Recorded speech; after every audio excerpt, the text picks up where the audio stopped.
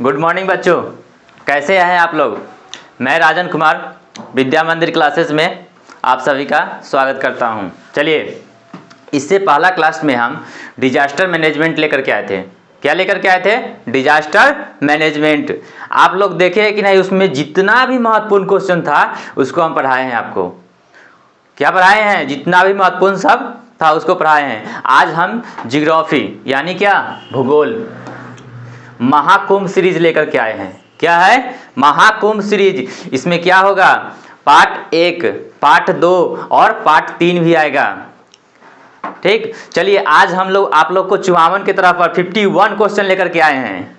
समझ रहे हैं? 54 की तरह 51 क्वेश्चन के सीरीज लेकर के आए हैं फर्स्ट पार्ट में।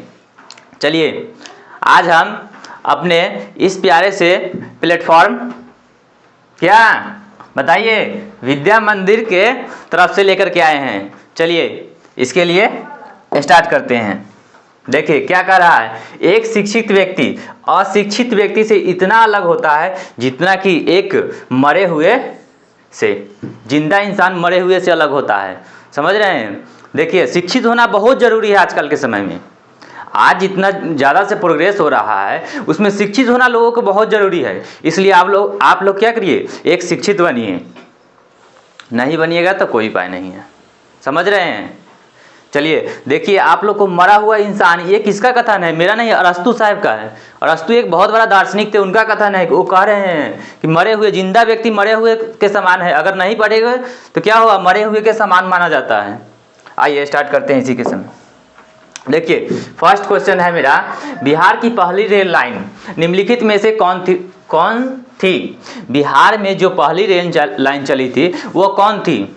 फर्स्ट है मार्टिन लाइन रेलवे, सेकंड है ईस्ट इंडियन रेलवे, भारतीय रेलवे और बिहार रेलवे। बताइएगा कौन है पहली जो रेल लाइन चली थी, वो कौन है? कौन है?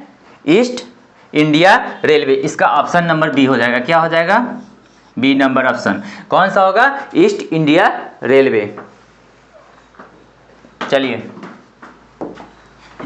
इसमें एक क्वेश्चन और अगर कह दिया जाए कि पहली रेल कौन चलाए थे? लॉर्ड डलहौजी के कार्यकाल में चली थी। किसके कार्यकाल में? लॉर्ड डलहौजी के कार्यकाल में चली थी। कब चली थी? 1853 ईस्वी में चली थी। आइए नेक्स्ट, सेकेंड नंबर क्वेश्चन कह रहा है, निम्नलिखित में से कौन सा जानवर केवल भारत में ही पाया जाता है? यहाँ पे मिस प्रिंट हो गया है, इसके लिए माफी चाहता हूँ। पाया जाता है। देखिए कह रहा है निम्नलिखित में से कौन सा जानवर है जो केवल कहाँ पाया जाता है? अपना भारत देश में पाया जाता है। घड़ियाल, डॉल्फिन, व्हेल और कछुआ। बताइएगा, सेकेंड क्वेश्चन का आंसर दीजिए। कौन सा जानवर है जो केवल अपना भारत देश में ही पाया जाता है? क्या क्या मारेंगे? घड़ियाल, ऑप्शन नंबर ए। कोई डाउट? बोलिए। देखिए आप लोग कमेंट नहीं करते हैं, कमेंट से भर दीजिए। इतना कमेंट कर दीजिए कि भर दीजिए कमेंट को। जो मन में था वो कीजिए कमेंट, लेकिन कीजिए। आइए, आप लोग नहीं कीजिएगा तो कैसे होगा? आप लोग कीजिएगा तब तो हम मोटिवेशन होंगे। आप नहीं रहिएगा तो हम क्या, हमारा कोई वैल्यूशन नहीं है, या हम नहीं रहे तो आपका कोई वैल्यूशन है? कोई नहीं है। आइए थर्ड नंबर देखिए, भारत के किस स्थान पर पहला परमाणु ऊर्जा केंद्र स्थापित किया गया था? परमाणु ऊर्जा केंद्र के बारे में कहा जा रहा है, और भारत के किस स्थान पर किया गया था? फर्स्ट है कलकम, नरौरा, राणा प्रताप सागर या तारापुर। बताइए, परमाणु ऊर्जा केंद्र सबसे पहले कहाँ स्थापित किया गया था? कहाँ स्थापित किया गया था? कहाँ? तारापुर। यहाँ पे डी मार लीजिए, सी ही लिखा है। क्या होगा? D number option. क्या हो जाएगा? तारापुर। ये सबसे छोड़िए ना, ABCD कुछ भी लिखा रहा है, हमको आंसर से मतलब है। पहला परमाणु ऊर्जा केंद्र तारापुर, पहला परमाणु ऊर्जा केंद्र तारापुर। आइए नेक्स्ट, सन 2001 में बिहार की जनसंख्या निम्नलिखित में से कितनी थी? 2001 में जो देखेंगे बिहार की जनसंख्या कितनी हो गई थी? 8 करोड़ से कम, बी नंबर 9 करोड़ से कम, सी नंबर है 8 करोड़ से अधिक या 9 करोड़ से अधिक। बताइए, कमेंट कीजिए। 4 का आंसर कमेंट कीजिए। कितनी होगी? 8 करोड़ से अधिक। कितनी होगी? बिहार की जनसंख्या जो है 2001 में देखेंगे कितना होगा? 8 करोड़ से अधिक हो जाएगा। सी नंबर इसका आंसर। आइए नेक्स्ट 5 नंबर कह रहा है पंजाब में भूमि निम्नीकरण का मुख्य कारण निम्नलिखित में से कौन सा है। पंजाब में जो भूमि निम्नीकरण हुआ था उसका मुख्य कारण क्या हो सकता है। वनोन्मूलन, गहन खेती, अति पशुचारण या डी नंबर कह रहा है अधिक सिंचाई। बताइएगा क्या होगा। निम्नीकरण, भूमि निम्नीकरण का कहाँ, पंजाब में भूमि निम्नीकरण का मुख्य कारण क्या हो सकता है। अधिक सिंचाई, ज्यादा मात्रा में सिंचाई हो गया था उसे क्या हुआ था, भूमि का निम्नीकरण होता है। ज्यादा मात्रा में सिंचाई होगा तो भूमि का निम्नीकरण होगा। क्या होगा, ज्यादा मात्रा में सिंचाई, भूमि का निम्नीकरण। बस पूरा क्वेश्चन को रटना नहीं है, मेन थॉट देखिए क्वेश्चन में क्या है। क्या मेन थॉट है, भूमि का निम्नीकरण था, कहाँ था, पंजाब में किया गया था, किस कारण से हुआ था, अधिक सिंचाई करने के कारण हो गया। बस 3 क्वेश्चन निकल गया। भूमि का निम्नीकरण कहाँ किया गया था, पंजाब में, किस कारण से किया गया था, अधिक सिंचाई के कारण किया गया था। आइए आगे 6 नंबर कह रहा है पक्की सड़क की लंबाई की दृष्टिकोण से प्रथम स्थान पे कौन सा राज्य है। पक्की सड़क यानी पक्का सड़क लंबाई की दृष्टि से सबसे पहले कौन स्थान है, बिहार, तमिलनाडु, महाराष्ट्र या केरल। बताइए कहाँ आएगा। पक्की सड़क जैसा ही याद रखेगा, कहाँ कौन सा चल जाएंगे, महाराष्ट्र में चल जाएंगे। पक्की सड़क महाराष्ट्र, पक्की सड़क आएगा तो कहाँ चल जाएंगे, महाराष्ट्र को देखेंगे, याद करेंगे, किसको याद करेंगे, पक्की सड़क महाराष्ट्र।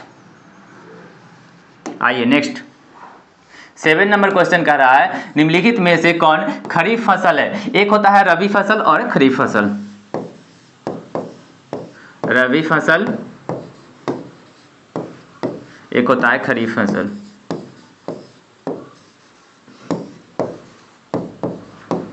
अब देखिए फसल कितने प्रकार के होते हैं, 2 गो। एगो कौन होता है, रबी फसल और खरीफ फसल। अब देखिए रबी फसल में क्या हो जाएगा, गेहूं, सरसों, मटर। देखिए आप लोग एक तरह से और एलिमिनेट कर सकते हैं इसको, अगर कुछ नहीं याद रहे तो हम क्या करेंगे। देखिए पहले नहीं याद रहे तो क्या करेंगे, गेहूं और सरसों एक बार होता है, मटर भी होता है, चावल होता है एक साथ। गेहूं और चावल एक साथ तो नहीं होता है। तो अगर यहाँ पे खरीफ फसल कह रहा है तो ये तीनों देखिए, तीनों एक तरह का है, गेहूं, सरसों और मटर एक तरह का है, और चावल क्या है, अलग है। तो अगर हमको क्वेश्चन भी समझ में नहीं आ रहा है तब भी हम क्या मारेंगे, चावल को अलग करके एलिमिनेट करके मारेंगे। एलिमिनेट करेंगे, 3 को तो छांट देंगे तो एगो क्या हो गया, चावल अलग हो जाएगा, तो चावल को मारेंगे। अगर याद है देखिए रबी फसल होता है और खरीफ फसल होता है। रबी फसल में क्या आ जाएगा, गेहूं, सरसों, मटर, ये सब रबी की फसल में आ जाता है। और खरीफ फसल में क्या हो जाएगा, चावल, चना भी आ जाएगा इसमें रबी की फसल में। आइए नेक्स्ट काली मृदा। काली मृदा का दूसरा नाम क्या होता है, बलुई मृदा, लाल मृदा, पर्वतीय मृदा या रेगुर मृदा। बताइए काली मिट्टी का दूसरा नाम क्या होता है। मृदा मतलब मिट्टी होता है। अरे हम सब मिट्टी पर ना रहते हैं, कहाँ रहते हैं, मिट्टी पर ही निवास करते हैं। कोई भी हो, सभी कहाँ रहता है, मिट्टी पर निवास करता है। तो काली मृदा का दूसरा नाम क्या होता है, रेगुर मिट्टी। क्या मिट्टी होता है, रेगुर। काली मिट्टी किसके लिए प्रसिद्ध होता है, कपास के लिए जाना जाता है। काली मिट्टी को किस नाम से और जाना जाता है, कपास के नाम से जाना जाता है। कपास के लिए वो महत्वपूर्ण होता है। आइए नेक्स्ट संजय गांधी जैविक उद्यान किस नगर में स्थित है। संजय गांधी जैविक उद्यान कहाँ है, बताइएगा। राजगीर, बोधगया, बिहार शरीफ, पटना। संजय गांधी जैविक उद्यान कहाँ है, कहाँ है, बताओ बाबू, बताओ कहाँ है, पटना। संजय गांधी जैविक उद्यान पटना। और गोलघर कहाँ है, गोलघर कहाँ है, पटना में। ये पटना में किस चीज के लिए प्रसिद्ध है, हथियार रखने के लिए, फर्स्ट ऑप्शन है। सेकंड कह रहे हैं अनाज रखने के लिए, थर्ड है लोगों को रखने के लिए, फोर्थ इनमें से कोई नहीं। बताइए, कमेंट कीजिए, क्या रखने के लिए बनाया गया था, अनाज रखने के लिए। क्या रखने के लिए बनाया गया था, अनाज रखने के लिए गोलघर का निर्माण किया गया था। कोई दिक्कत। आइए नेक्स्ट आगे बढ़ते हैं। 10 देश के बांधों को किसने भारत का मंदिर कहा था। जो देश का बांध है, हमारे देश में बहुत सारे बांध हैं, भाखड़ा नागल बांध, ये सब है ना, ऐसे बात। उस बांध को भारत का मंदिर किसने कहा था, मंदिर, मंदिर जहां हम क्या करने जाते हैं, पूजा पाठ करने जाते हैं, उसको किसने भारत का मंदिर कहा था, बांध को? बताइए, महात्मा गांधी, राजेंद्र प्रसाद, पंडित जवाहरलाल नेहरू या स्वामी विवेकानंद? बताइए, क्या कहा था? पंडित जवाहरलाल नेहरू ने बोले थे कि देश के बांधों को क्या कहे थे, भारत का मंदिर कह दिए थे। क्या कहते हैं, भारत का मंदिर किसने कहा था? पंडित जवाहरलाल नेहरू। आइए नेक्स्ट, कांबर झील किस जिला में स्थित है? दरभंगा, भागलपुर, बेगूसराय, मुजफ्फरपुर। 11 नंबर क्वेश्चन कह रहा है कांबर झील किस जिला में स्थित है? बताइए, कमेंट कीजिए, कांबर झील कहाँ स्थित है? कहाँ स्थित है? बेगूसराय में। कांबर झील कहाँ स्थित है? बेगूसराय में। आइए नेक्स्ट, बिहार में रज्जू मार्ग, रज्जू मार्ग होता क्या है? बताइए, रज्जू मार्ग क्या होता है? अरे सोचिए आप लोग, कुछ क्या कर रहे हैं बैठ करके? ए बाबू, तुम क्या कर रहा है? बैठल रहोगे तो होगा काम? बजाय में से निकलो बाहर, बैठो कुर्सी पर, बैठ के देखो वीडियो। अरे गाती उती खोलो, पूरा बांध लेता है। चलो देखो यहाँ, बिहार में रज्जू मार्ग, रज्जू मार्ग क्या होता है? जो देखिए, दो खाई है बीच में, एक इस तरफ से उस तरफ जाने के लिए जो हम रास्ता का उपयोग करते हैं उसे क्या कहते हैं? रज्जू मार्ग कहते हैं। अब ये कहाँ है? पटना, बिहार शरीफ, राजगीर, बांका। देखिए, आप लोग घूमने जाते हैं तो वहाँ सिर्फ जाते हैं, उसको नज़ारा देखने जाते हैं। घूमने जाइए तो वहाँ का देखिए कि दृश्य क्या क्या है, उसमें क्या खासियत है, ये देखिए। ऐसे नहीं गए या देख लिए, हाँ वो लड़की सुंदर लग रही है, ये सब बेहुदा से जाता है क्लास में तो क्या करता है, देखता है कि हाँ वो सुंदर है, चलो उसके पीछे जाके बैठते हैं, और वही फेरा में फेल कर जाता है। ऐसा समझे? वो सब नहीं करो। देखो, अभी ध्यान से पढ़ने का समय है, पढ़ लेना चाहिए। मानो कि कल मेरा एग्जाम है, ऐसे करके पढ़ेंगे। देखिए, बिहार में रज्जू मार्ग किसे कहाँ है? तो राजगीर। हम लोग घूमने जाते हैं तो वहाँ पे राजगीर में देखे होंगे रज्जू मार्ग, एक जगह से दूसरे जगह जाने के लिए, पार करने के लिए किसका उपयोग किया जाता है? रज्जू मार्ग का उपयोग करते हैं। वो कहाँ है? राजगीर में। आइए आगे स्टार्ट करते हैं। 13, निम्नांकित में से कौन उद्योग कृषि पर आधारित नहीं है? कह रहा है कौन सा उद्योग है जो कृषि पर आधारित नहीं है? कृषि पर आधारित नहीं है। सूती वस्त्र उद्योग, सीमेंट उद्योग, चीनी उद्योग और जूट उद्योग। बताइए कौन सा उद्योग है जो कृषि पर आधारित नहीं है? कृषि। अब बताइए, सूत कहाँ से निकलता है? रेशा से निकलता है, पटुआ से, तो ये कृषि पर आधारित तो होगा, तो ये सही है। सीमेंट, चीनी हमको क्या चीज़ से निकलता है? गन्ना से, तो ये भी कृषि पर आधारित है। जूट क्या चीज़ से निकलता है? ये भी पटुआ से निकलता है, तो ये भी आधारित है। सीमेंट किससे बनता है? पत्थर से बनता है, तो चूना पत्थर से, लाइमस्टोन से, तो ये होगा। कौन सा आधारित नहीं पूछ रहा है, तो कौन सा आधारित नहीं होगा? सीमेंट उद्योग नहीं होगा। देखिए, आप लोग एलिमिनेट करके भी पढ़िएगा तो पढ़ जाएगा। देखिए, 3 को एक तरह का, सूती वस्त्र उद्योग, चीनी उद्योग, जूट उद्योग, ये कृषि पर आधारित है। कृषि पर आधारित है ना, है तो यही आंसर हो जाएगा। अरे बाबू, कोई दिक्कत बा कि बोला ना बोलबा, जा अब ना बोलबा तो। सोपानी कृषि किस राज्य में प्रचलित है? सोपानी कृषि, देखिए एक चीज ध्यान रखिएगा, सोपानी कृषि हरियाणा, पंजाब, बिहार के मैदानी क्षेत्र, उत्तराखंड। सोपानी कृषि किस राज्य में प्रचलित है? किस राज्य में है सोपानी कृषि? कहाँ मारेंगे, जल जाएंगे? उत्तराखंड। फूलों की घाटी, उत्तराखंड। फूलों की घाटी, उत्तराखंड। सोपानी कृषि, उत्तराखंड। कोई डाउट? आइए आगे। 15 कह रहा है भारत का राष्ट्रीय पक्षी। ये ना बताएगा तो कहाँ जाएगा तू सब? ये नहीं बताएगा क्या? बोलो, तुम ही बोलो। भारत का राष्ट्रीय पक्षी कौन? मोर। क्या? मोर। भारत का राष्ट्रीय पक्षी मोर। आइए नेक्स्ट। 16 कह रहा है वन संरक्षण एवं प्रबंधन की दृष्टि से वनों को कितने वर्ग में बांटा गया है? वन संरक्षण मतलब रक्षा करना, प्रबंधन करना की दृष्टि से वनों को कितने वर्ग में बांटा गया है? 4, 3, 5, इनमें से कोई नहीं। वन संरक्षण एवं प्रबंधन की दृष्टि से वन को कितने भागों में बांटा गया है? 16 का आंसर दीजिए। कितने भागों में बांटा गया है बताइए? 3 भागों में बांटा गया। कितने भागों में बांटा गया है? 3 भागों में। वन संरक्षण एवं प्रबंधन, रक्षा करना, प्रबंधन करना, उसको कहाँ लगाएंगे, और दृष्टि से वनों को कितने भागों में बांटा गया है? 3 भागों में बांटा गया है। कितने भागों में बांटा गया दोस्तों? 3 भागों में। आइए नेक्स्ट, NGO की वानिकी रिपोर्ट के अनुसार 1948 में विश्व में कितने हेक्टेयर भूमि पर वन का विस्तार है? NGO के अनुसार कह रहा है कितने हेक्टेयर भूमि पर क्या होता है? वन का विस्तार है। कितने हेक्टेयर भूमि पर वन का विस्तार है बताइएगा? सॉरी, कितने हेक्टेयर भूमि पर है? 400 करोड़ हेक्टेयर भूमि पर क्या होता है? वन का विस्तार है। आइए नेक्स्ट, 1 टन इस्पात बनाने में कितने मैग्नीज का उपयोग होता है? 1 टन जब हम इस्पात बनाते हैं उसमें कितना मैग्नीज का उपयोग करते हैं बताइए? 1 टन इस्पात बनाने में कितना केजी मैग्नीज का उपयोग हो जाता है? कितना केजी होता है? 5 केजी का उपयोग करते हैं। कितना केजी? 5 केजी। देखिए ये सब प्रीवियस ईयर क्वेश्चन है, पूछा हुआ क्वेश्चन है, एकदम हाईलाइटेड क्वेश्चन लेके आके आए हैं हम, समझ रहे हैं? ये सब क्वेश्चन डायरेक्ट पूछने वाला क्वेश्चन है, एकदम हाईलाइटेड क्वेश्चन है, एकदम समझिए कि पार्ट 1 से अगर 5 क्वेश्चन पूछ रहा है तो बहुत, 5 क्वेश्चन लड़ जाए तो बहुत है। इसको कम से कम एक चीज़ को कम से कम देखिए, अपना दिमाग में लाने के लिए क्या करते हैं? कम से कम 7 बार इसको पढ़िए।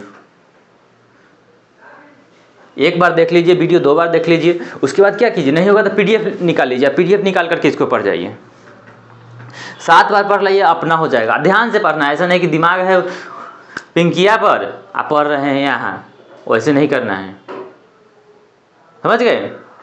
इस पे पढ़ना है। 1 टन इस्पात बनाने में कितना केजी मैग्नीज का उत्पादन चाहिए? 5 केजी। कोई दिक्कत? आइए, कोयले का सर्वोत्तम प्रकार कौन है? सबसे अच्छा कोयला कौन सा होता है? एंथ्रासाइट, पीट, लिग्नाइट, बिटुमिनस। बताइएगा सबसे अच्छा कोयला कौन सा कोयला होता है? एंथ्रासाइट। और सबसे खराब कौन होता है? पीट। सबसे अच्छा, सर्वोत्तम करा है, सर्वोत्तम मतलब सबसे अच्छा। सबसे अच्छा क्या होता है? एंथ्रासाइट। क्या होता है? एंथ्रासाइट। आइए नेक्स्ट, इनमें से कौन उपभोक्ता उद्योग है? उपभोक्ता, पेट्रोल रसायन, लौह इस्पात, चीनी उद्योग, चित्ररंजन, लोकोमोटिव। बताइए 20 का मैसेज कीजिए, कौन सा उपभोक्ता उद्योग है? 20 का बताइए कौन सा उपभोक्ता उद्योग है? कौन होगा? कमेंट कीजिए। उपभोक्ता उद्योग कौन सा होगा? चीनी उद्योग। चीनी क्या होता है? उपभोक्ता। उपभोक्ता कहने का अर्थ जो हम खाते हैं, उपभोग करते हैं ना हम। पेट्रोल रसायन का करते हैं, लौह इस्पात का करते हैं, चित्ररंजन लोकोमोटिव का करते हैं? नहीं करते हैं सबको। चीनी का उपयोग करते हैं ना, उपभोग करते हैं ना, खाते हैं ना चीनी? अरे खाते हो ना, बोलो ना हाँ या ना। ना भी तो कहो ना, कुछ भी कहो लेकिन कहो। अब आगे 21 नंबर देखो, भारतीय अंतर्देशीय जल मार्ग प्राधिकरण का गठन किस वर्ष किया गया था? अंतर्देशीय जल मार्ग प्राधिकरण का गठन किस वर्ष किया गया था? 1986, 1988, 1989 या 1985? बताइए अंतर्देशीय जल मार्ग क्या कर रहा है? अंतर्देशीय जल मार्ग प्राधिकरण का गठन किस वर्ष किया गया था? 21 का आंसर दीजिए, किस वर्ष किया गया था? क्या हो जाएगा? 1986, 1986 में जो है अंतर्देशीय जल मार्ग प्राधिकरण का गठन किया गया था। 1986 में। कब किया गया था? 1986। आइए डेट को थोड़ा ध्यान रखेंगे। 22, पाइराइट किस प्रकार का खनिज है? पाइराइट जो है किस प्रकार का खनिज है? धात्विक, अधात्विक, परमाणु या ईंधन? कमेंट कीजिए 22 का पाइराइट किस प्रकार का खनिज है? बताइए 22 पाइराइट किस प्रकार का खनिज है? कैसी है? धात्विक खनिज है। कैसा है? धात्विक खनिज है। आइए नेक्स्ट, चिपको आंदोलन निम्नलिखित में से किससे संबंधित है? चिपको आंदोलन किसने चलाया था? पहले बताइए किसने चलाया था? सुंदरलाल बहुगुणा।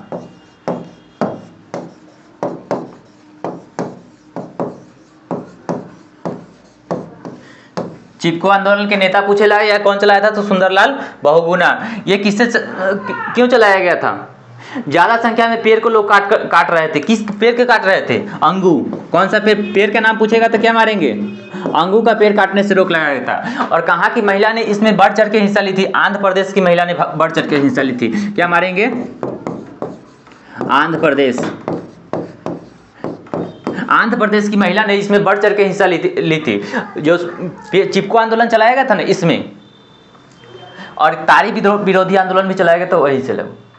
ठीक, और इसमें देखिए कह रहा है किससे संबंधित है, तो पेड़ बचाओ आंदोलन से संबंधित है। किससे संबंधित है? पेड़ बचाने से संबंधित है। चिपको आंदोलन, महिला लोग क्या होते थे, पेड़ से लिपट जाते थे और पेड़ को नहीं काटने देती थी। क्या करती थी? पेड़ से लिपट जाती थी, पेड़ को नहीं काटने देती थी। वही चिपको आंदोलन उसी से संबंधित।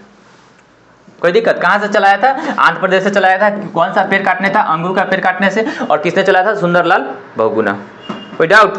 आइए आगे देखिए, तारी विरोधी आंदोलन निम्नलिखित में से किस प्रांत से शुरू किया गया था? तारी विरोधी आंदोलन बताइएगा, बिहार, उत्तर प्रदेश, आंध्र प्रदेश या तमिलनाडु। 24 का मैसेज कीजिए।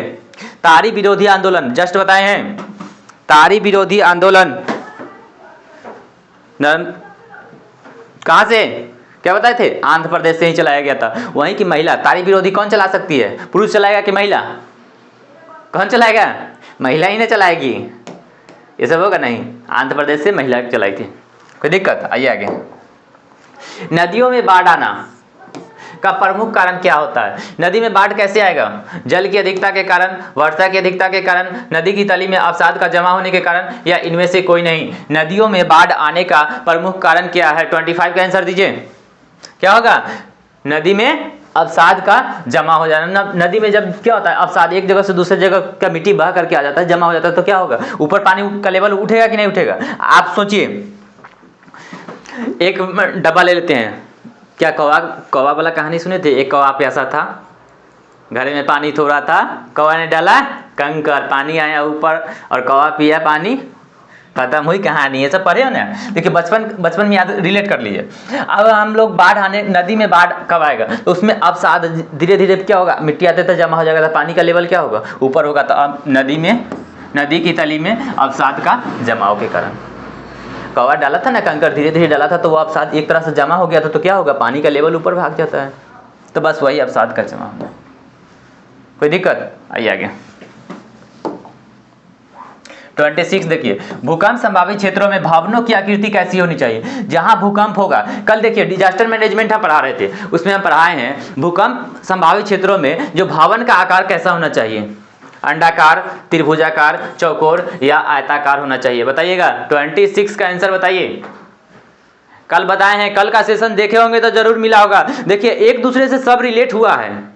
आप अपने परिवार देखिए, परिवार से कैसे जुड़ करके रहते हैं, उसी प्रकार सब यहाँ सब्जेक्ट है जो एक दूसरे से क्या है? रिलेट है, जुड़ा हुआ है। बस हम देखिए कल इस क्वेश्चन का आंसर बताए थे, आप लोग आज फिर नहीं बता रहे हैं। बता रहे हैं? बोलिए, जल्दी से कमेंट कीजिए, बताइए क्या कैसा बनाना चाहिए? आयताकार हम नहीं कल बताए थे कि घर कैसा बनाना चाहिए? आयताकार बनाना चाहिए। और कहाँ? नदी के पास में, नदी से दूर, नदी से दूर बनाना चाहिए।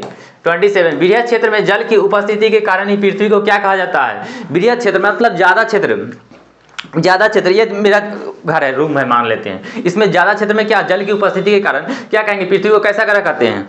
उजला ग्रह, नीला ग्रह, लाल ग्रह या हरा ग्रह? कैसा ग्रह कहते हैं? नीला ग्रह कहते हैं। ये भी क्वेश्चन कल हम पढ़ाए थे। वृहद क्षेत्र में जल की उपस्थिति के कारण पृथ्वी को क्या कहते हैं? नीला ग्रह कहते हैं। क्या कहते हैं? नीला ग्रह कहते हैं। आइए आगे देखते हैं।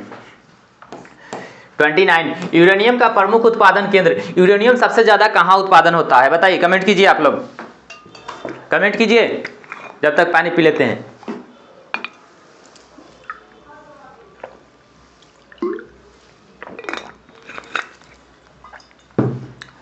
यूरेनियम बताइएगा। यूरेनियम का प्रमुख उत्पादन केंद्र कहाँ होता है? जादूगोरा, डिगबोई तेल के लिए जाना जाता है, झरिया कोयला के लिए जाना जाता है। जादूगोरा यूरेनियम के लिए प्रमुख होता है। यूरेनियम के लिए प्रमुख स्थान कौन सा है? जादूगोरा, जादूगर। आ जाइए। 28 नदियों में से किसे बिहार का शोक कहा जाता है? बिहार का शोक बताइए, बिहार का शोक किस नदी के कहा जाता है? देखिए ऑप्शन, गंगा, गंडक, कोसी, पुनपुन। बिहार का शोक किस नदी को कहा जाता है? किस नदी को कहा जाता है? बिहार देखिए, बिहार में जब बाढ़ आती है तो फसल खराब हो जाती है, मवेशी को क्या होता है? हानि पहुंचता है, घर को भी हानि पहुंचता है, मनुष्य भी तबाह हो जाते हैं। ये सब होते हैं ना। तो इस सब का कारण क्या होता है? शोक, बिहार शोक कहा जाता है। तो किस नदी को कहा जाता है? किस नदी से ज़्यादा पानी आता है बिहार में? किस नदी से? कोसी। अभी हाल फिलहाल में इसके पहले क्या होता है, कोसी नदी बहुत उफान पर थी, तो उसी कारण से क्या होगा, कोसी नदी। बिहार का शोक किसे कहा जाता है? कोसी को। हम लोग के यहाँ पे देखिए इधर नहीं आया है पानी वैशाली जिला में, लेकिन वो देखिए शिवहर, मोतिहारी देखिए, ये सब तबाही कर दिया था कि नहीं। तो यह कोसी नदी को कहा जाता है शोक। इसलिए कहा जाता है शोक। शोक मनाया जाता है जब किसी की मृत्यु हो जाती है, तो क्या हम मनाते हैं? शोक मनाते हैं ना, मनाते हैं कि नहीं। तो उसी तरह शोक किसे कहा जाता है? तो कोसी नदी को कहा जाता है। आइए आगे। सुनामी। सुनामी कहाँ आता है? स्थल पर, समुद्र में, आसमान में, या कोई नहीं। बताइए, कल ये भी क्वेश्चन पढ़ाया हुआ है डिजास्टर मैनेजमेंट में। जियोग्राफी का भी क्वेश्चन है, डिजास्टर मैनेजमेंट का भी क्वेश्चन है। बताइएगा सुनामी कहाँ आता है? स्थल पे आएगा? जमीन पे सुनामी आएगा? सुनामी होता क्या है पहले बताइए तो। सुनामी क्या होता है? जब पानी का बहाव तेज आना, एक गोल होकर के और ऊपर उठना, क्या होता है? सुनामी का कारण होता है। तो सुनामी कहाँ आएगा? सब स्थल पे आएगा? जमीन पर आएगा? नहीं। आसमान में आएगा? नहीं। इनमें से कोई भी नहीं होगा। कहाँ आएगा? समुद्र में। कहाँ आता है सुनामी? समुद्र में आता है। कोई प्रॉब्लम? आइए आगे। चावल। अभी बताएं खरीफ फसल और रबी फसल, बताएं कि नहीं बताएं? रबी फसल में कौन कौन आएगा? कमेंट कीजिए। रबी की फसल में कौन कौन आएगा? कमेंट कीजिए, बताते रहिए। चावल कैसी फसल है? रबी फसल होगा? नहीं। गेहूं रबी फसल है। जायद फसल नहीं होगा। क्या फसल होगा? जायद जो सब्जी होता है, सब्जी और आ जाता है इसमें, केला, ककड़ी, खरबूज, तरबूज जो कह सकते हैं, वो सब जायद की फसल होता है। खरीफ फसल क्या होगा? चावल। क्या होगा? खरीफ फसल। रबी फसल में क्या होगा? गेहूं। क्या हो जाएगा इसमें? रबी की फसल में गेहूं, और क्या होगा? मटर, चना, जौ, ये सब हो जाएगा ETC। जायद की फसल में तरबूज, खरबूज, तरबूज हो गया, खरबूज हो गया, और क्या ले ले? सब्जी में ले लीजिए ना, गोभी, बैगन, ये सब ETC ले लीजिए। ये सब आता है जायद की फसल में। आइए आगे 32 देखिए। कह रहा है सौर ऊर्जा निम्नलिखित में से कौन सा संसाधन है? सौर ऊर्जा कैसे संसाधन है? मानवकृत है, नवीकरणीय है, अजैव है, या अनवीकरणीय होता है? सौर ऊर्जा जो सूर्य से ऊर्जा हमको प्राप्त होता है, जैसे ये हम लाइट जल रहा है, या हम ये डिजिटल बोर्ड चला रहे हैं, मान लीजिए ना डिजिटल बोर्ड चला रहे हैं, ये अगर हम बिजली से चला रहे हैं, अगर सौर ऊर्जा से भी हम चलाएंगे तो चलेगा?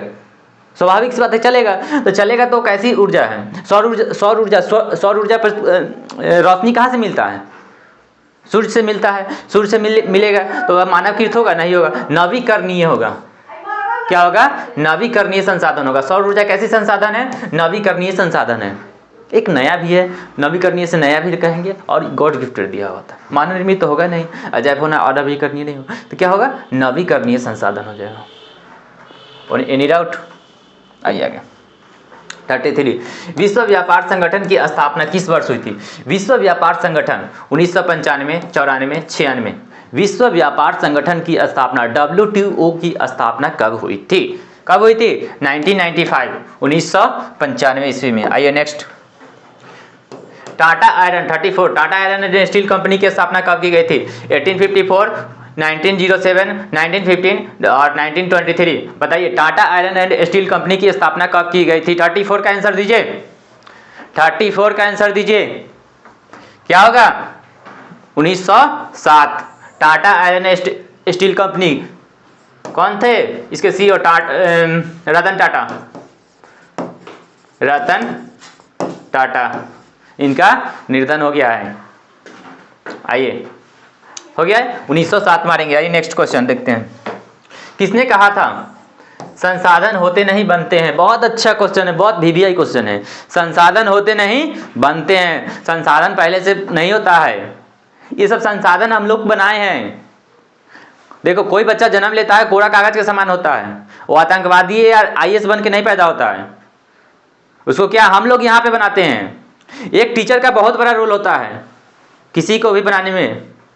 प्रधानमंत्री चाहते हैं कि पूरा देश को शिक्षित करे, वो शिक्षित कर सकते हैं? नहीं करेंगे वो। जब तक एक टीचर का रोल नहीं होगा तब तक कोई शिक्षित नहीं कर सकता है उसको। एक बच्चे को शिक्षित करने के लिए एक अच्छे टीचर की आवश्यकता होती है। बिना टीचर के कुछ नहीं होगा।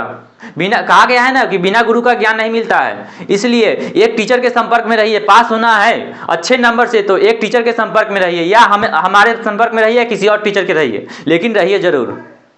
चलिए आइए, किसने कहा था संसाधन होते नहीं बनते हैं? किसने कहा था? महात्मा गांधी कहे थे, संदीप पांडे, या इनमें से कोई नहीं? कौन कहे थे? जिमर मैन ने कहा था संसाधन होते नहीं बनते हैं। किसने कहा था? जिमर मैन ने। आइए नेक्स्ट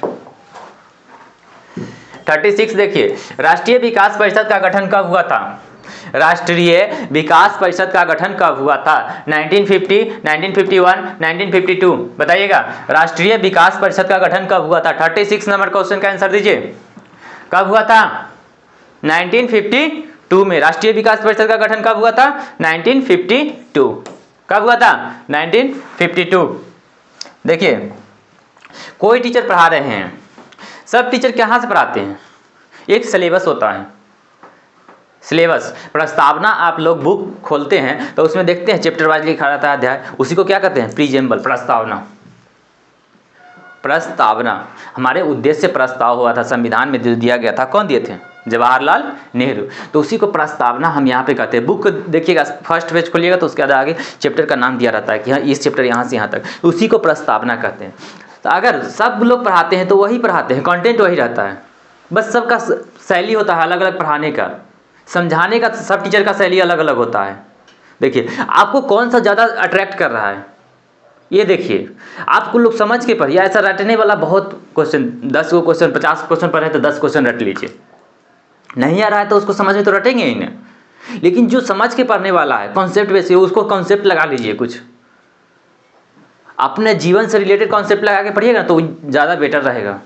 आप रट के पढ़िएगा, आज रट लीजिएगा कल भुला जाइएगा, इसलिए कॉन्सेप्ट बेसिस पे पढ़िए। आइए देखिए, यहाँ निम्न होगा,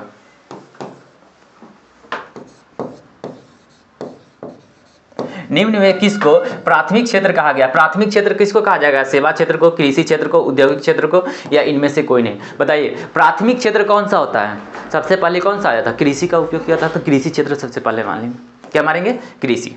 क्या मारेंगे? कृषि सबसे प्राथमिक क्षेत्र आता है। आइए 38, प्राथमिक ऊर्जा का उत्पादन कौन सा नहीं है? कह रहा है नहीं है। प्राथमिक का उत्पादन नहीं है तो द्वितीय का होगा, तृतीय का होगा। अब देखिए, कोयला प्राथमिक का है क्योंकि कृषि से होता है ना, पेट्रोलियम भी, प्राकृतिक गैस भी, ये सब प्राथमिक है। तो द्वितीय कौन हो जाएगा? विद्युत। विद्युत क्या है? द्वितीय क्षेत्र का उदाहरण है। क्या मारेंगे? विद्युत। यहाँ पे क्या आंसर हो जाएगा? विद्युत जो है द्वितीय क्षेत्र का उदाहरण है। विद्युत द्वितीय क्षेत्र का उदाहरण हो जाएगा। कोई प्रॉब्लम? आइए आगे नेक्स्ट। संचार का सबसे लोकप्रिय साधन क्या होता है? सार्वजनिक टेलीफोन, मोबाइल, रेडियो, इनमें से कोई नहीं? बताइए संचार का 39, संचार का सबसे लोकप्रिय साधन क्या हो जाएगा?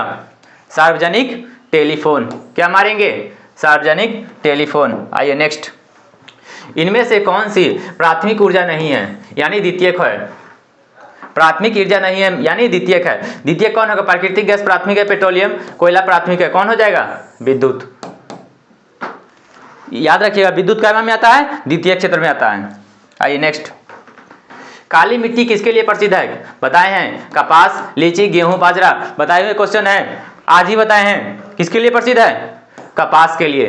काली मिट्टी कपास, क से का लिया, क से कपास। आइए नेक्स्ट, इनमें से कौन सा सबसे लंबा राष्ट्रीय राजमार्ग है? सबसे लंबा राष्ट्रीय राजमार्ग पूछ रहा है, कौन सा होगा? राष्ट्रीय राजमार्ग 2, 3, 5 या 7? बताइएगा सबसे लंबा राष्ट्रीय राजमार्ग कौन होगा? राष्ट्रीय राजमार्ग 7। कोई डाउट? आइए नेक्स्ट, 43, पीतल बनाया जाता है तांबा, जस्ता, तांबा, जस्ता, तांबा, दस्ता और टीन। कमेंट कीजिए, 43 का कमेंट कीजिए। पीतल किससे बनाया जाता है? तांबा, जस्ता, टीन, तीनों से या तांबा जस्ता से?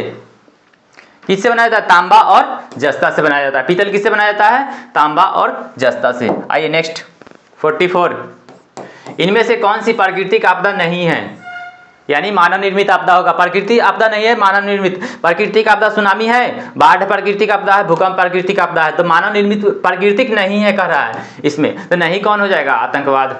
आतंकवाद कौन है? मानव निर्मित। वो भी धरती पर आके पैदा होता है आतंकवादी। और दाल किस पौष्टिक अंश का स्रोत होता है? दाल जो है किस पौष्टिक अंश का स्रोत है? कार्बोहाइड्रेट, प्रोटीन, विटामिन डी या वसा? दाल में क्या पाया जाता है बताइए? 45 का आंसर दीजिए, कमेंट कीजिए। क्या हो जाएगा? प्रोटीन। दाल में क्या पाया जाता है? प्रोटीन। क्या पाया जाता है? प्रोटीन। सर्वाधिक वर्षा भारत में कहाँ होती है? सबसे ज्यादा वर्षा कहाँ होती है? पूर्णिया, चेरापूंजी, कोचीन या मासीराम? वर्षा के लिए कौन सा क्षेत्र जाना जाता है? कौन सा जाना जाता है? मासिन राम। वर्षा के लिए कौन सा जाना जाता है? मासिन राम। आइए नेक्स्ट 47। यूरोप का मरीज किसे कहा जाता है? बहुत बीवीआई क्वेश्चन है, बहुत पूछता भी है ये। यूरोप का मरीज किसे कहा जाता है? तुर्की। इटली किसको कहा जाता है? तुर्की को। यूरोप का मरीज तुर्की। आइए नेक्स्ट 48। मंदार हिल किस जिले में होता है? मंदार, मुंगेर, बांका, भागलपुर, बांका, बक्सर? बताइएगा। 48 का आंसर दीजिए। मंदार हिल किस जिले में है? 48 का आंसर दीजिए।